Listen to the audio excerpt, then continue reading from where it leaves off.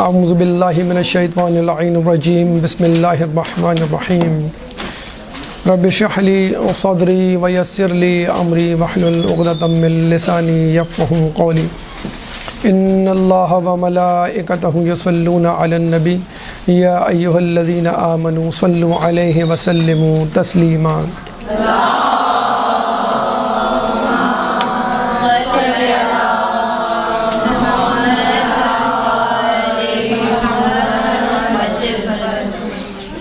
ایام فاطمیہ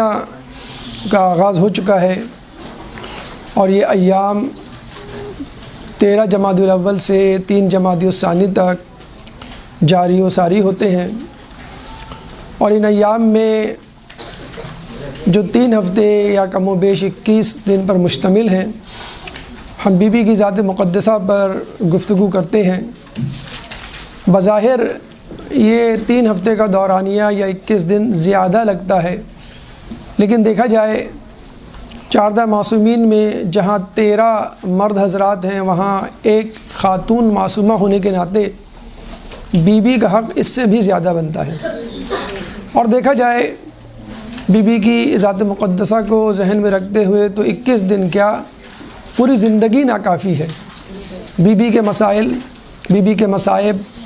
اور be be کی فضیلتوں کو گننے کے لیے۔ چھٹے امام امام جعفر صادق علیہ السلام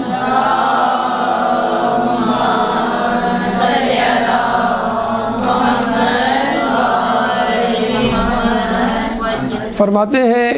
کہ جس نے ہماری جدہ فاطمۃ الزہرا کو درک کر لیا، اس نے لیلۃ القدر کو درک کر لیا۔ بی بی کی فضیلت، بی بی کی سیرت تو بہت دور کی بات، اگر بی بی کے نام کا تعارف اور معرفت حاصل کر لی جائے تو بھی بڑا کمال ہوگا۔ چنانچہ اس نشست میں ہم بی بی سیدہ کے نام یعنی فاطمۃ الزہرا کی تعارف اور کی معرفت حاصل کرنے جا رہے ہیں۔ اس سے پہلے یہ بات ذہن میں رہے کہ لفظ فاطمہ یا اسم فاطمہ یا نام فاطمہ روایت کے مطابق اللہ تعالیٰ نے ایک فرشتے کو وحی کی کہ جو بی بی کی ولادت کے بعد اللہ نے کی اور یہ کہا کہ تم زبان محمد پر اسم فاطمہ کو جاری کر دو۔ اور آپ نے یہ نوٹ کیا ہوگا کہ جب کسی بچے کی یا بچی کی ولادت ہوتی ہے تو اس کے والدین اس کے نام کے بارے میں سوچ رہے ہوتے ہیں، پیدائش سے پہلے، پیدائش کے بعد، اور ایک نام ایک دم سے دل میں بیٹھ جاتا ہے کہ بس یہ نام زیادہ مناسب رہے گا۔ بس یوں سمجھ لیجئے کہ بی بی کی ولادت کے بعد، اور ویسے بھی رسول اللہ جرت ہی نہیں کر سکتے کہ خود سے کوئی نام تجویز کریں، وما ينطق عن الهوى ان هو الا وحی یوحی۔ چنانچہ اللہ نے فرشتے کو وحی کی اور فرشتے نے آپ کی زبان پر اسم فاطمہ جاری کر دیا اور وہی آپ کا نام قرار پایا۔ یہ نام اتنا اہم ہے اور اس نام میں اتنی تاثیر ہے، اتنی ہیبت ہے اور اتنا متوجہ کرنے والا نام ہے کہ جب بی بی دربار خلافت میں وقت کے حاکم کے پاس جاتی ہیں اور باغ فتق پر احتجاج کرتی ہیں۔ باغ فتق پہ احتجاج تو ایک بہانہ تھا، دیکھا جائے تو بی بی امت مسلمہ کی بے وفائی اور امت مسلمہ کی گمراہی پر گفتگو کرنے گئی تھی اور ان کو بھولا ہوا سبق یاد دلانے کی کوشش کی تھی۔ چنانچہ گفتگو کرنے سے پہلے وہ اپنی شناخت، وہ اپنا تعارف کرواتی ہیں کہ یہ نہ ہو کہ لوگ کہیں ہمیں نہیں معلوم کون عورت آئی تھی اور وہ کیا کہہ کر چلی گئی، اور اگر وہ کچھ کہہ کر بھی گئی تو ہماری نظر میں اس کی کوئی اہمیت نہیں کہ کیوں کہ وہ کوئی خاص عورت نہیں تھی۔ چنانچہ بی بی ابتدا ہی میں اپنا تعارف کرواتی ہیں اور اپنے تعارف کے لیے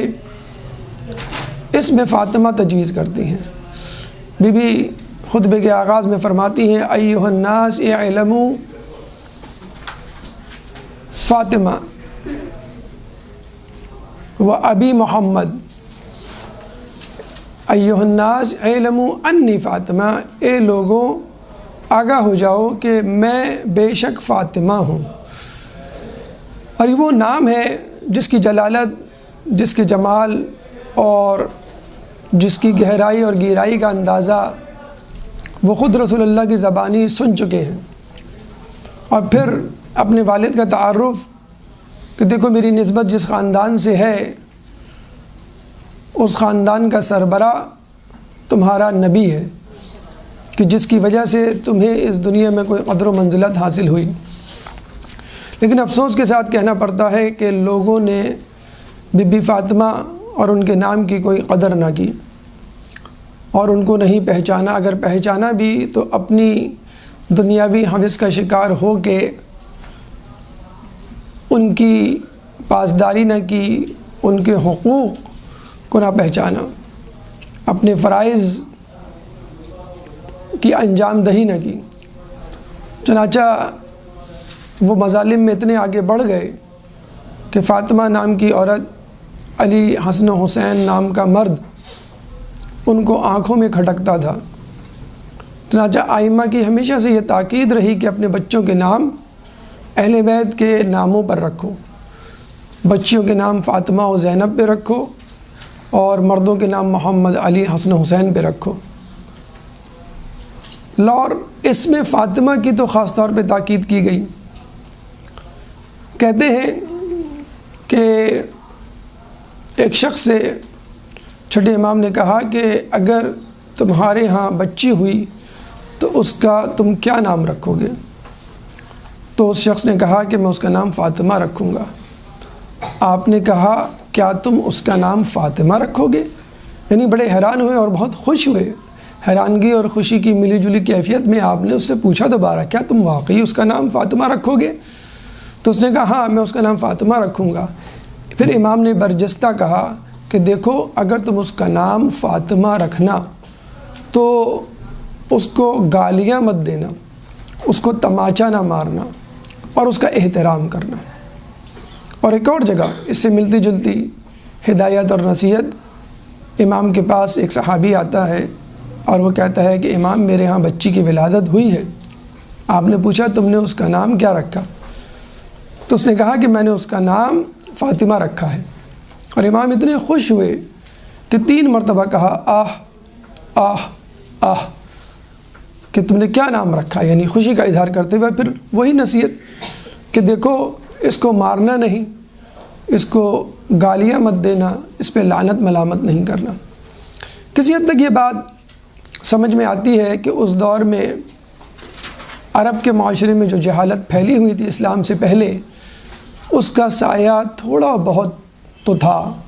کہ لڑکی کی پیدائش پہ لوگ منہ بناتے تھے، اور یہ منحوس سایہ اور یہ منحوس بدعت اور یہ مکروہ فعل، قبیح فعل آج تک ہماری زندگیوں میں، ہماری سوسائٹی میں موجود ہے کہ خواتین خصوصی طور پہ منہ بناتی ہیں جب دیکھتی ہیں کہ بہو کے ہاں بیٹی ہوئی ہے، اور اسی کے گرد ہمارے ڈرامے، ہمارے افسانے، ہمارے معاشرے کے مختلف کردار گھومتے ہوئے نظر آتے ہیں۔ دوسری اہم توجہ جو پیش کی جا سکتی ہے کہ امام نے ایسا کیوں کہا، تو امام نے غالباً پرورش کے حوالے سے، تربیت اولاد کے حوالے سے چند ہدایات دینی چاہیے کہ دیکھو بچوں کو مارنا نہیں چاہیے، برا بلا نہیں کہنا چاہیے، ان کو رسپیکٹ دینی چاہیے تاکہ وہ بھی بدلے میں رسپیکٹ دیں، اور جو کچھ آپ ان کے ساتھ کریں وہ اور لوگوں کے ساتھ کریں۔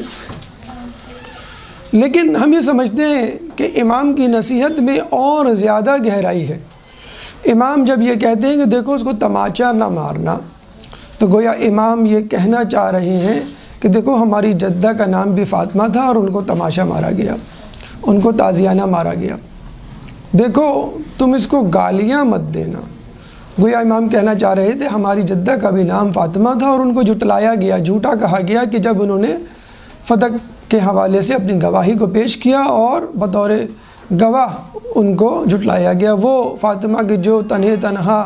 خاتون تھی مباہلہ میں، اور مباہلہ کے میدان میں عیسائیوں کو جھوٹا ثابت کیا، اس فاطمہ کو، اس سچی، اس صادق، اس صدیقہ کو لوگ جھوٹا ثابت کر رہے ہیں۔ اور پھر یہ کہ اس کا احترام کرنا، گویا آپ بتلانا چاہ رہے ہیں کہ ہماری جدہ کا نام فاطمہ تھا، اور ان کا احترام تو خود ان کے والد نے کیا جو رحمت للعالمین تھے، کہ جب فاطمہ آتی تو وہ اپنے جگہ سے کھڑے ہو جاتے۔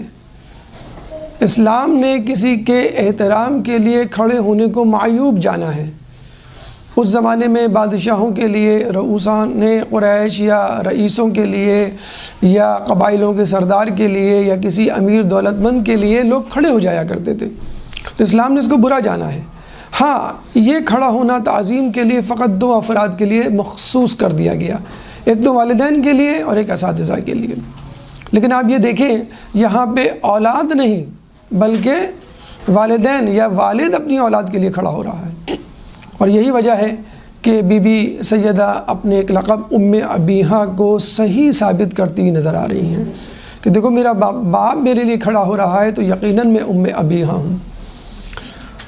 اور نہ صرف کھڑے ہوتے بلکہ اپنی جگہ پر بی بی سیدہ کو بٹھاتے، اپنی بیٹی کو بٹھاتے۔ باپ یا کوئی بڑا شخص کسی جگہ بیٹھا ہو اور کوئی بچہ داخل ہو تو نہ تو وہ کھڑا ہوتا ہے، نہ وہ اپنی جگہ چھوڑتا ہے اس بچے کے لیے۔ یعنی جگہ چھوڑنا تو بہت دور کی بات، وہ تو کھڑا بھی نہیں ہوتا۔ یہاں رسول کھڑے بھی ہو رہے ہیں اور اپنی جگہ کو پیش کر رہے ہیں اپنی بیٹی کے لیے۔ خود بیٹھے ہوئے تھے ننگی زمین پر، خاک پر، لیکن جب بیٹی کو بٹھا رہے ہیں تو اپنی چادر اتار کے اس زمین پہ بچھا رہے ہیں اور پھر اپنی بیٹی کو بٹھا رہے ہیں۔ اس قدر احترام بی بی سیدہ کا۔ جب سفر پہ جا رہے ہیں تو سب سے آخر میں بی بی سیدہ سے ملتے ہیں۔ آدمی آخر میں سب سے پسندیدہ شخصیت سے ملتے ہوئے روانہ ہوتا ہے کہ تاکہ کم از کم دورانیہ ہو جدائی کا۔ اور جب آتے تو سب سے پہلے اپنی چہیتی بیٹی یا اپنی اکلوتی بیٹی اور اپنی محبوبہ بیٹی سے ملتے، یعنی کم سے کم دورانیہ ہو جدائی کا۔ اور جب بھی فاطمہ سے ملنے جاتے یا فاطمہ ان سے ملنے آتی، شادی کے بعد بھی، تو گلے لگاتے اور پیار کرتے۔ اس قدر کہ امہات میں سے کسی نے ایک دفعہ اعتراض کیا کہ فاطمہ اتنی بڑی ہو گئی ہے، شادی شدہ ہو گئی ہے، آپ اس طرح اس کو بچوں کی طرح گلے لگا کے پیار کرتے ہیں؟ تو آپ نے کہا کہ میں جب فاطمہ کو پیار کرتا ہوں تو مجھے جنت کے میووں کی خوشبو آتی ہے۔ اور بالکل صحیح ہے، کیونکہ فاطمہ کی تخلیق جنت کے سیب کو تناول کرنے کے بعد ہوئی، ان کی ولادت جو سبب بنا آپ کی ولادت کا۔ تو یہ وہ احترام تھا جو رسول اللہ نے روا رکھا فاطمہ کے لیے، جو رسول اللہ نے روا رکھا خاتون جنت کے لیے۔ اس کے بعد اگر کوئی شخص مثلاً اسلام کی تعلیمات اور چھٹے امام کی نصیحت پر عمل کرتے ہوئے اپنی بچی جس کا نام فاطمہ ہے، فقط نام کی وجہ سے اس کا احترام کرے کہ یہ نام بی بی سیدہ کا تھا اور اس نام کی وجہ سے میں اس کا احترام کر رہا ہوں، تو یقیناً اس نام کی برکت سے اس گھر میں بھی برکت ہوگی۔ اور کیا برکت ہوگی؟ چھٹے امام فرماتے ہیں کہ لا تدخل الفقر بیتا اسم محمد و فاطمۃ من النساء۔ لا تدخل الفقر بیتا، اس گھر میں فقر داخل نہیں ہو سکتا، فی ہے اسم محمد، جس میں کسی کا نام محمد ہو، و فاطمۃ من النساء، یا عورتوں میں سے کسی کا نام فاطمہ ہو۔ یہ دو نام ہوں گے اگر گھر میں کسی کے، تو انشاءاللہ اس گھر میں فقر و فاقہ نہیں ہوگا۔ اور کیوں ہو؟ کیونکہ ان دونوں شخصیات نے، محمد اور فاطمہ، ان دونوں شخصیات نے فقر و فاقہ کو دور کیا اور مسلمانوں کا پیٹ بھرا اور امت کو سیراب کیا۔ ہمیں واقعہ ملتا ہے کہ ایک دفعہ جب مکے میں قحط پڑا تو رسول اللہ نے تمام دولت خرچ کر دی خدیجہ کی اور اناج خرید کے لوگوں میں تقسیم کر دیا۔ اور جب ایک شخص اناج کی تقسیم کے بعد رسول کے پاس آتا ہے اور کہتا ہے اے رسول اللہ، میں نے سنا ہے کہ آپ نے لوگوں میں اناج تقسیم کیا تو مجھے بھی دیجئے۔ تو آپ نے کہا کہ اب تو اناج تقسیم ہو چکا، اب میرے پاس کچھ نہیں۔ تو اس شخص نے کہا کہ میں تو کچھ لیے بغیر نہیں جاؤں گا۔ چنانچہ رسول اللہ نے اپنی قمیض اتار کے اس کو دے دی اور اناج کا تھیلا بطور قمیض زیب تن کر کے گھر تشریف لائی۔ اور بس جناب سیدہ نے اپنے بابا کی پیروی اور اطاعت کرتے ہوئے اسی طرح کی سخاوت کا مظاہرہ کیا اپنی شادی والے دن، کہ جب ایک فقیر نے صدا لگائی اور اپنی گھر کی عورت کے لیے لباس مانگا، تو آپ نے بجائے اس کے کہ پرانا لباس دیتی، نیا عروسی جوڑا دے دیا شادی والے دن، اور پرانا لباس زیبتاً کیے رہیں۔ جب رسول آئے اور پوچھا کہ بھئی تمہارا عروسی جوڑا کہاں گیا، تو آپ نے فرمایا کہ وہ میں نے فقیر کو دے دیا۔ تو آپ نے کہا آج تمہاری شادی کا پہلا دن ہے، علی آتے تمہیں دیکھتے تو خوش ہوتے، تم پرانا جوڑا دے دیتی اور نیا جوڑا اپنے لیے رکھ لیتی۔ تو بی بی نے کہا کہ میں آپ کی برابری تو نہیں کر سکتی، ہاں آپ کی اتباع کر سکتی ہوں۔ میں نے اپنی ماں خدیجہ کی زبانی سنا کہ ایک دفعہ آپ نے اناج کی تقسیم کے بعد اپنی قمیص تک دے ڈالی تھی، اور پھر رسول اللہ نے اپنی بیٹی کے لیے دعا کی، اور اس دعا کو اللہ تعالیٰ نے تحریر کی صورت میں فرشتے کے ہاتھوں ایک صندوق میں بند کر کے بھیجا، اور وہ تحریر یہ تھی کہ اللہ نے فاطمہ، علی، حسن و حسین کے چاہنے والوں کے لیے جنت لکھ دی۔ تو یہ وہ برکت تھی جو جناب سیدہ کی وجہ سے، ان کی سخاوت کی وجہ سے ہمیں ملی، ان لوگوں کو ملی جو فاطمہ اور اہل بیت کے چاہنے والے ہیں۔ اور جب پیٹ بھرنے کی باری آتی ہے تو وہ گھر میں کچھ نہیں بچاتے، اور جس طرح فاطمہ نے اپنے پدر گرامی کی اطاعت کی، اتباع کی، اسی طرح آپ کے بیٹوں نے بھی آپ کی اطاعت اور پیروی کی، کہ جب حسنین بیمار پڑتے ہیں تو رسول کی نصیحت کے مطابق، مشورے کے مطابق آپ 3 روزے کی نظر مانتی ہیں، اور جب وہ ٹھیک ہو جاتے ہیں تو وہ 3 روزے رکھتی ہیں۔ آپ کے ساتھ مولا علی، فضہ اور جناب حسنین بھی روزہ رکھتے ہیں۔ اور آپ نے پھر سنا ہوگا کہ ایک دن ایک مسکین آتا ہے افطار کے وقت، ایک دن یتیم آتا ہے، اور ایک دن اسیر آتا ہے، اور تینوں دن جناب سیدہ اپنی روٹی اس کو دے دیتی ہیں، واحد روٹی جو افطار کی۔ اور صرف آپ ہی نہیں دیتی، مولا علی، فضہ اور 2 چھوٹے چھوٹے بچے جنہوں نے نظر بھی نہیں مانی تھی، وہ بھی اپنی روٹی دے دیتے ہیں۔ اور پھر سورہ دہر کی آیت اترتی ہے، وَيُطْعِمُونَ الطَّعَامَ عَلَىٰ حُبِّهِ مسکینا و یتیما و اسیرا، کہ وہ اللہ کی محبت میں یتیموں کو، اسیروں کو اور مساکین کو سیراب کرتے ہیں۔ تو یہ وہ محمد، یہ وہ فاطمہ، یہ وہ عظیم شخصیات کہ جنہوں نے مسلمانوں کو سیراب کیا، جنہوں نے مسلمانوں کا پیٹ بھرا اور محتاجی اور فقر کو دور کیا۔ نہ صرف محتاجی اور فقر کو دور کیا بلکہ روم و فارس کی سلطنتیں ان کے سرنگوں ہوئی، اور ان کی فتوحات کی خوشخبری خود رسول اللہ اپنی زندگی میں دے گئے۔ یہ وہ فاطمہ ہے، یہ وہ اسم فاطمہ ہے، یہ وہ الہامی اسم ہے کہ جس کو اللہ تعالیٰ نے زبان محمد پہ جاری کیا۔ آئیے اس فاطمہ کی مزید تحقیق اور تفصیل میں جاتے ہیں اور دیکھتے ہیں کہ یہ اسم فاطمہ اپنے اندر کیا کیا پیغامات پوشیدہ رکھے ہوئے ہیں۔ لیکن اس سے پہلے ایک درود پڑھ دیں محمد والے محمد۔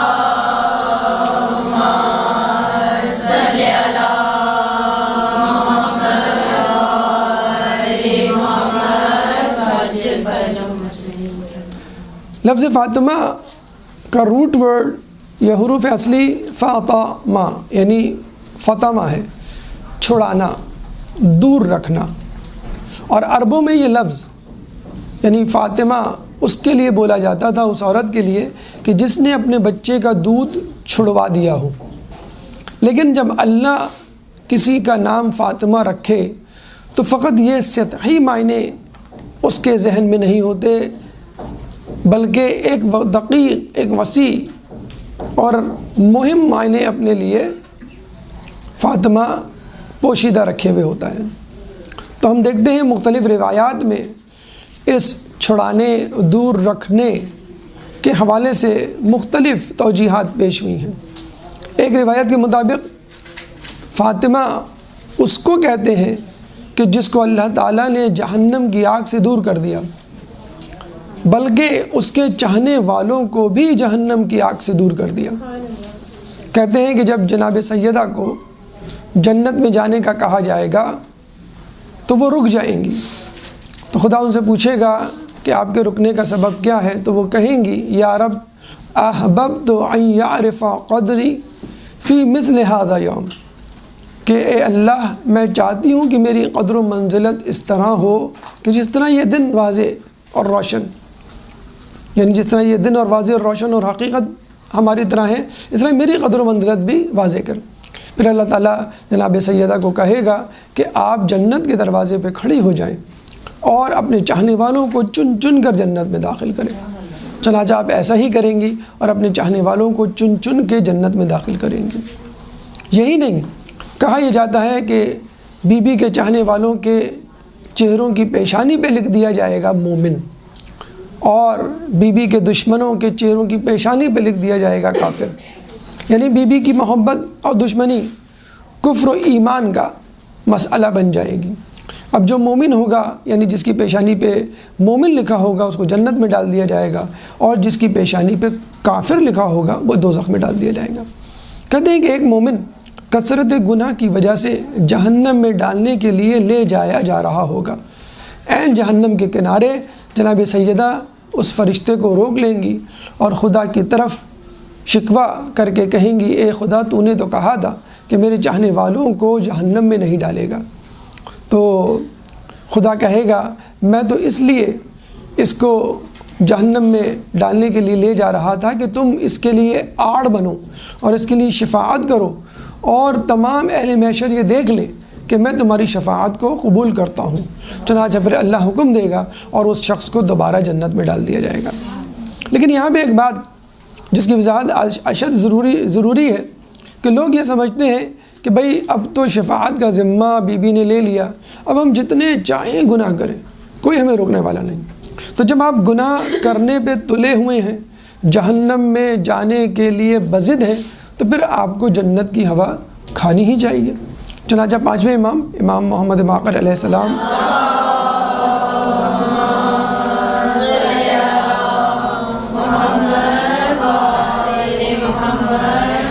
فرماتے ہیں کہ کچھ چاہنے والوں کو، ہمارے چاہنے والوں کو ہماری شفاعت اس وقت ملے گی جب وہ جہنم میں جل کر کوئلہ بن چکے ہوں گے۔ یہ بھی ہوگا جو جہنم میں جانے پہ تلے ہوئے ہیں، جنہوں نے نمازوں کو ترک کیا ہوا ہے، جنہوں نے روزوں کو ترک کیا ہوا ہے، جنہوں نے جھوٹ کو اپنا شعار بنایا ہوا ہے، غیبت ان کی گڈھی میں مل گئی ہے، ان کو تو پھر جہنم کی ہوا کھانی پڑے گی، جن کو توبہ کا بھی کوئی خیال نہیں۔ چنانچہ پھر کہیں جا کے ان کو شفاعت ہوگی۔ لیکن یہاں یہ بات واضح رہے کہ جو لوگ یہ کہتے ہیں کہ ہم جہنم میں نہیں جائیں گے، ہم تو اہل بیت کے ماننے والے ہیں اور پنجتن کے چاہنے والے ہیں، اور اگر جائیں گے بھی تو کچھ دنوں کے لیے، تو کہا یہ جاتا ہے کہ جناب زہرا اس وقت تک جنت میں نہیں داخل ہوں گی جب تک ایک ایک مومن، یعنی آخری شیعہ، آخری مومن بھی جنت میں نہ داخل ہو جائے۔ اور کچھ جگہوں پہ یہ مدت 3000 اور کچھ جگہوں پہ 30,000 یا اس سے بھی زائد۔ اب آپ دیکھ لیجئے کہ وہ شخص جو گناہوں کی وجہ سے جہنم میں جلایا جائے گا، یہ تو اس کا اپنا فعل ہے، اس کی اپنی خطا لغزش ہے کہ جس کی وجہ سے وہ جہنم میں جلایا گیا۔ لیکن آپ اپنے جہنم میں جلنے کی وجہ سے بی بی سیدہ کو تکلیف دے رہے ہیں، اور وہ جنت کے دروازے پہ کھڑی آپ کا انتظار کر رہی ہیں۔ چنانچہ گناہ کرنے سے پہلے سوچ لیجئے، کیا میں بی بی کے کھڑے ہونے کا، بی بی کے اذیت دینے کا سبب تو نہیں بن رہا؟ ہم بڑے مزے سے ان لوگوں پہ لعنت بھیج دیتے ہیں، برا بھلا کہہ دیتے ہیں، تبرہ کرتے ہیں کہ جن لوگوں نے بی بی کو دربار میں کھڑا رکھا اور ایک اندازے کے مطابق 2 گھنٹے سے زیادہ کھڑا رکھا اور بیٹھنے کا بھی نہیں کہا، اور جو احتجاج کیا انہوں نے کھڑے کھڑے کیا، تو کیا 2 گھنٹے کھڑے رکھنے والا شخص جو اس کا سبب بن رہا ہے وہ زیادہ قابل لعنت، قابل ملامت ہے، یا وہ شخص جو ہزاروں سال بی بی کے کھڑے ہونے کا سبب بن رہا ہے؟ نہ صرف کھڑے ہونے کا سبب بن رہا ہے بلکہ بی بی کی شرمندگی کا بھی سبب بن رہا ہے کہ بی بی کا کیسا چاہنے والا ہے کہ جو جہنم کی آگ کی سزا پا رہا ہے۔ چنانچہ کوشش کیجئے کہ چھٹے امام کے مصداق کہ ہمارے لیے زینت بنو، ہمارے لیے باعث توہین نہ بنو۔ چنانچہ قیامت کے دن کوشش کیجئے بی بی کے لیے باعث عزت و افتخار بنے، باعث ذلت نہ بنے۔ ایک درود پڑھ دیں محمد والے محمد۔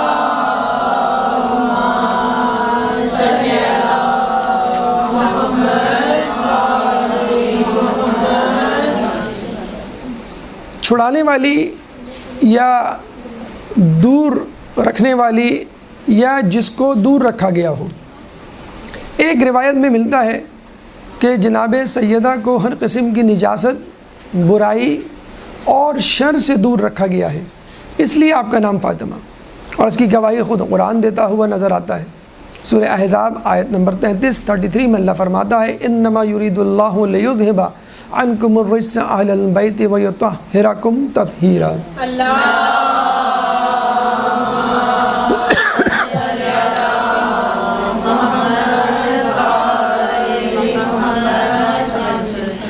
یعنی اے اہل بیت، اللہ نے تو یہ ارادہ کر لیا ہے کہ تم سے رجس کو، نجاست کو دور رکھے اور تم کو پاک و پاکیزہ کر دے، رکھے جس طرح پاک و پاکیزہ رکھنے کا حق ہے۔ یہاں یہ احتیاط مد نظر رہے کہ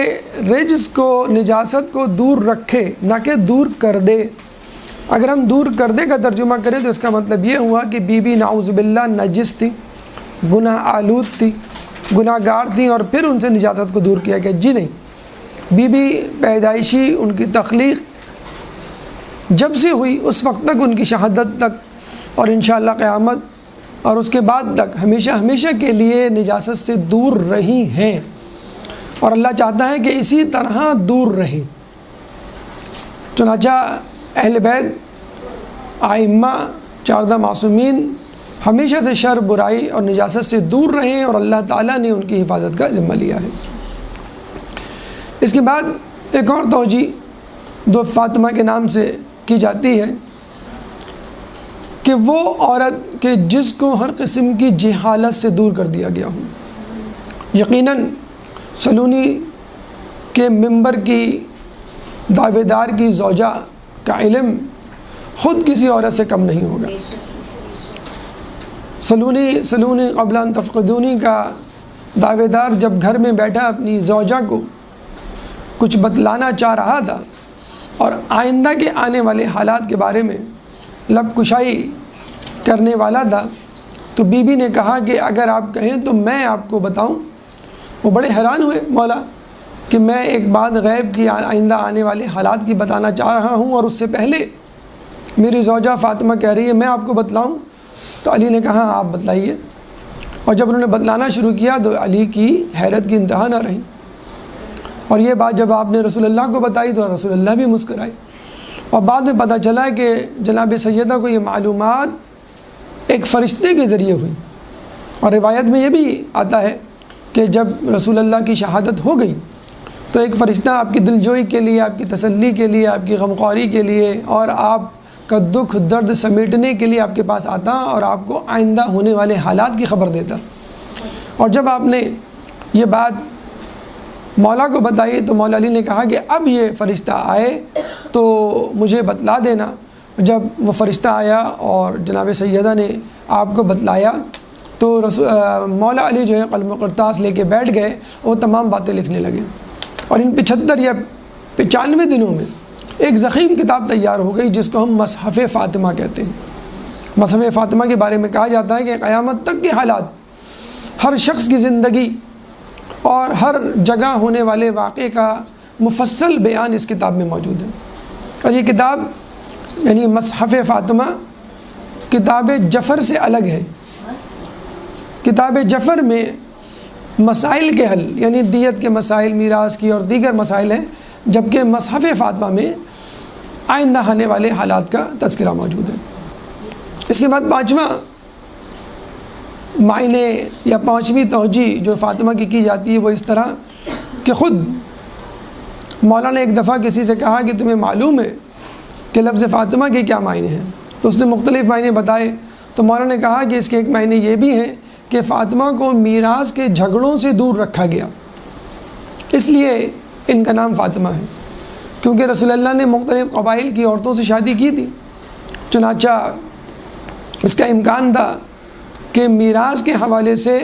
مختلف قبائل میں رسول کی مختلف اولادوں کی وجہ سے نزاع یا جھگڑا کھڑا ہو جائے۔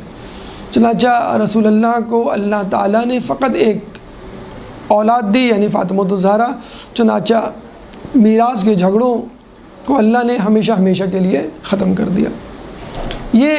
5 توجیحات فاطمہ الزہرا کے حوالے سے، جناب فاطمہ اسم فاطمہ کے حوالے سے۔ اب آئیے ہم چلتے ہیں زہرا کے معنی و مفہوم کی طرف۔ ایک درود پڑھ دیں محمد والے محمد۔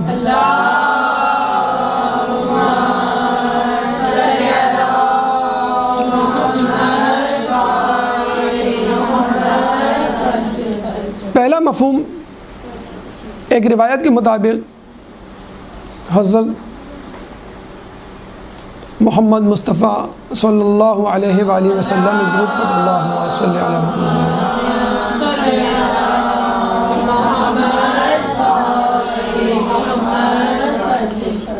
کہ چچا جناب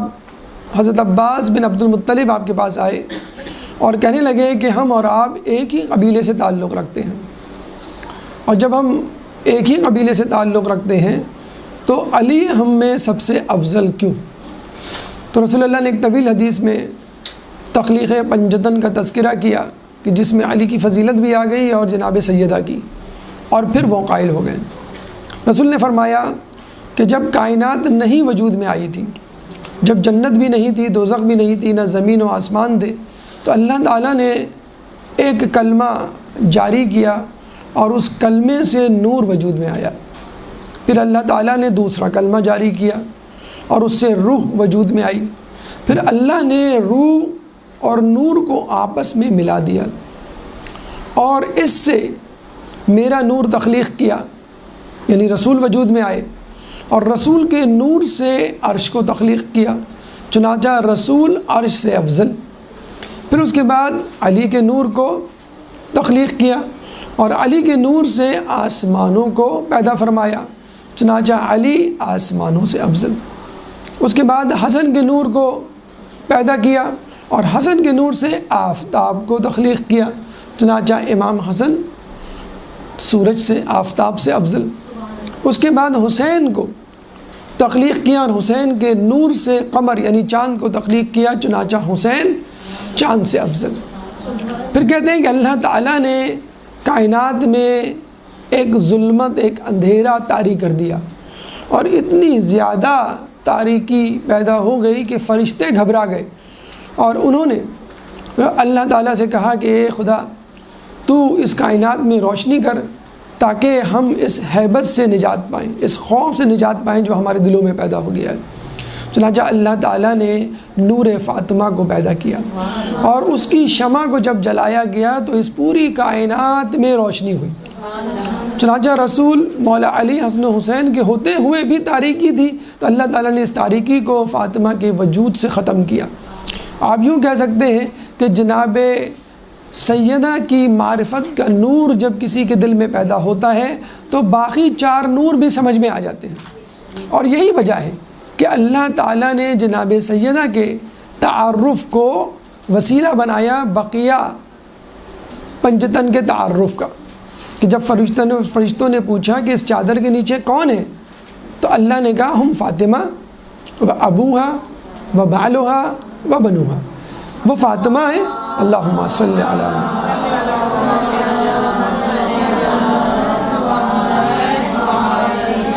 وہ فاطمہ ہیں، وہ ان کے والد ہیں، وہ ان کے شوہر ہیں، ان کے بیٹے۔ حالانکہ خدا یہ بھی کہہ سکتا تھا کہ وہ محمد ہیں، وہ ان کی بیٹی، وہ ان کے داماد اور وہ ان کے نواسے یا مولا علی، لیکن اللہ نے تعارف فاطمہ سے شروع کیا۔ چنانچہ فاطمہ پہلی سیڑھی ہے، فاطمہ پہلا قدم ہے، فاطمہ کنجی ہے تعارف کا بقیہ اہل بیت کے لیے اور بقیہ پنجتن کے لیے۔ اس کے بعد دوسری توجہ زہرا کی اس طرح دی جاتی ہے کہ جناب زہرا جب عبادت کے لیے کھڑی ہوتی تو ان کے مصلے سے ایک نور پیدا ہوتا۔ کہتے ہیں جب وہ صبح کی نماز پڑھتی تو سورج جیسا نور پیدا ہوتا جو پورے مدینے کو روشن کر دیتا۔ سارے مدینے والے بھاگتے ہوئے اس نور کے منبع، مرکز، محور یعنی رسول کے گھر کی طرف چل پڑتے، اور پھر رسول سے پوچھتے کہ یہ نور کیسا نور ہے؟ تو رسول فرماتے کہ میری بیٹی فاطمہ فجر کی نماز پڑھ رہی ہے۔ اس کے بعد ظہر کے وقت ایک زرد رنگ کا نور مثل قمر پیدا ہوتا جو پورے مدینے کو اپنی لپیٹ میں لے لیتا۔ چنانچہ مدینے والے اس نور کے مرکز و منبر و محور کی طرف بھاگتے، یعنی رسول کے حجرے کی طرف، اور رسول کے گھر آ کے رسول سے پوچھتے ہیں رسول یہ نور کیسا ہے؟ آپ فرماتے ہیں میری بیٹی ظہر کی نماز ادا کر رہی ہے۔ پھر اس کے بعد مغرب کے وقت ایک نور پیدا ہوتا جو پورے مدینے کو اپنی لپیٹ میں لے لیتا، اور یہ نور مثل کوکب دری ہوتا، ایک ستارے کی روشنی کے مانند۔ پھر تمام لوگ اس نور کے مرکز و محور و منبر کی طرف جاتے ہیں، منبع کی طرف، اور رسول سے پوچھتے کہ یہ نور کیسا ہے؟ تو رسول فرماتے میری بیٹی مغرب کی نماز ادا کر رہی ہے۔ تو یہ وہ نور تھے جو جناب فاطمہ الزہرا کی عبادت کی وجہ سے پیدا ہوتے ہیں اور پورے مدینے کو اپنی لپیٹ میں لے لیتے ہیں۔ چنانچہ مدینے والوں کو تو جناب سیدہ کا مشکور ہونا چاہیے کہ آپ کی وجہ سے ہمارا پورا شہر جو ہے روشن ہو گیا، لیکن افسوس کے ساتھ کہنا پڑتا ہے کہ انہی مدینے والوں نے رسول کی شہادت کے بعد گلے شکوے کیے اور مولا سے یہ کہا کہ آپ کی زوجہ کے گریے کی وجہ سے مدینے والے سو نہیں پاتے، چنانچہ آپ ان کو کہیں کہ یا تو وہ دن میں گریا کریں یا رات میں، اور پھر اس پہ بس نہیں کیا کہ وہ مدینے میں گریا کریں، چنانچہ مولا نے آپ کے لیے مدینے سے باہر بیت الحزن تعمیر کیا۔ ایک تیسری توجہ جو زہرا کے نام سے پیش کی جاتی ہے وہ یہ پیش کی جاتی ہے کہ جناب سیدہ کو جنت میں ایک قبہ، ایک گنبد نما محل سفید موتیوں سے بنا ہوا دیا جائے گا، اور بہت ہی وسیع و عریض ہوگا اور اتنا بڑا ہوگا کہ اس کے 1,00,000 دروازے ہوں گے، 1000 فرشتے اس پر محافظ و پاسبان ہوں گے، اور وہ گھر مخصوص ہوگا جناب سیدہ کے لیے۔ اور ہم سمجھتے ہیں کہ جناب سیدہ اس 1,00,000 دروازے والے موتی جیسے محل کی حقدار ہیں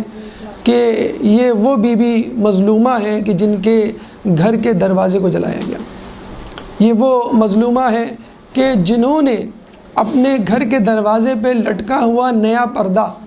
اور اپنے گلے میں گلو بند موتیوں والا فقط اس بات پر اللہ کی راہ میں قربان کر دیا کہ رسول اللہ نے جب جناب سیدہ کے دروازے پہ نیا پردہ لٹکا ہوا دیکھا اور گلے میں گلو بند دیکھا موتیوں کا تو کہا کہ اہل بیت کو دنیا سے کیا کام۔ چنانچہ جناب سیدہ سمجھ گئیں کہ رسول اللہ اتنی سی بھی دنیا ہمارے لیے پسند نہیں کرتے اور ہمارے لیے آخرت ہے، چنانچہ گلو بند موتیوں کا جو تھا اس کے بدلے آپ کو موتیوں سے بنا ہوا محل دیا، اور جو دروازہ اور دروازے کے اوپر جو کپڑا تھا اس کے بدلے 1,00,000 دروازوں والا محل عطا کیا۔ یہ ایک تیسری توجہ جو آپ کے لیے پیش کی جاتی ہے۔ ایک درود پڑھ دیں محمد والے محمد۔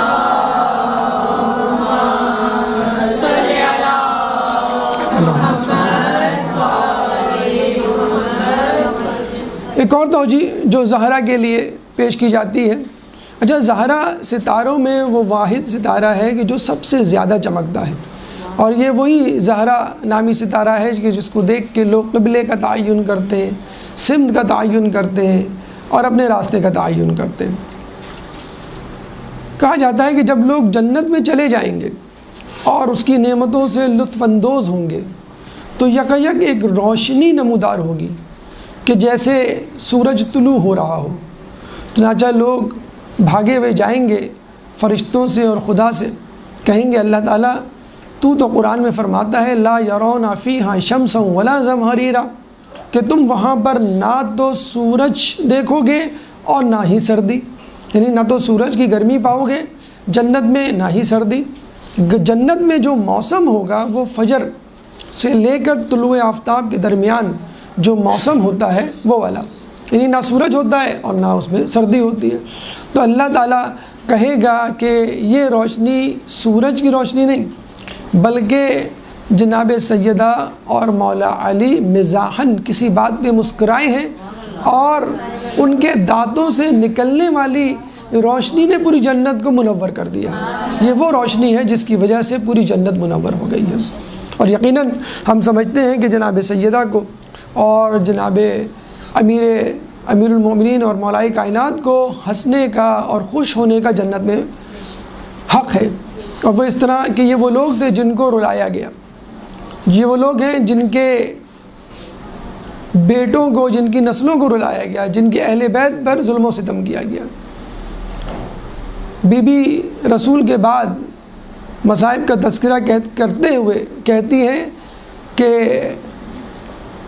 صبت علیہ مصائب لو انہا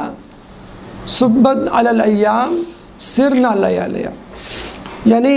مجھ پر مصائب کی وہ بھرمار، وہ شدت، وہ افتاد آن پڑی کہ اگر یہ مصائب دنوں پر پڑتے تو وہ رات کی تاریکی میں تبدیل ہو جاتے۔ چنانچہ اللہ تعالیٰ نے آپ کی آزمائشوں، آپ کے دکھوں، آپ کی تکالیف، آپ کے مصائب کو مد نظر رکھتے ہوئے جنت میں آپ کو یہ مقام عطا کیا۔ تو یہ مختصر سی سرگزشت مفاہیم، معنی اور مختلف توجیہات فقط آپ کے نام کی، یعنی فاطمۃ الزہرا کی۔ اللہ تعالیٰ سے دعا ہے کہ ہمیں فاطمۃ الزہرا کی معرفت نصیب فرمائے، ہمیں ان کی سیرت پر چلنے کی توفیق عطا فرمائے، ہمیں قیامت کے دن ان کی شفاعت سے بہرہ مند فرمائے۔ جو لوگ پریشان حال ہیں ان کی پریشانی کو دور فرما، جو بیمار ہیں ان کو صحت کاملہ عطا فرما، جو بے روزگار ہیں ان کو رزق حلال عطا فرما، یوسف زہرا امام زمانہ کے ظہور میں تعجیل فرما اور ہمیں ان کے انصار و اعوان میں شامل فرما۔ ربنا تقبل منا انک انت السمیع العلیم وتب علینا انک انت التواب الرحیم برحمتک یا ارحم الراحمین۔ برحمتک یا ارحم الراحمین وصلی اللہ علی محمد وآلہ الطاہرین۔